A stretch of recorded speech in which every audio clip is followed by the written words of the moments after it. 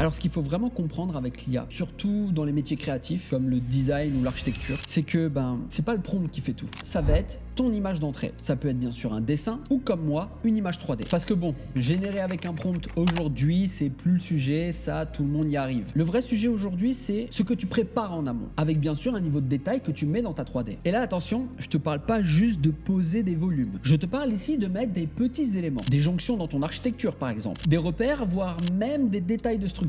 Parce que tu vois, je vais te dire, si ta 3D elle est trop vague, l'intelligence artificielle elle va combler ce manque de précision et elle va même pouvoir interpréter à sa sauce. Et c'est là que tu perds en justesse, que tu vas générer 1, 2, 3, 4, des dizaines d'images jusqu'à en avoir marre. Alors que si tu bosses correctement ton gabarit en amont, je vais te dire, tu vas carrément éviter tout ça. Et surtout, avec cette technique-là, tu passes un niveau, plus de précision, plus de contrôle et surtout plus de réalisme. C'est là où tu vas commencer à professionnaliser ta pratique avec l'intelligence artificielle. Et moi, personnellement, depuis que je bosse avec l'intelligence artificielle, j'ai jamais fait autant de 3D. Même mon Blender, là, ça fait 2 semaines, je l'ai pas fermé. Comme quoi, l'IA remplace pas la 3D.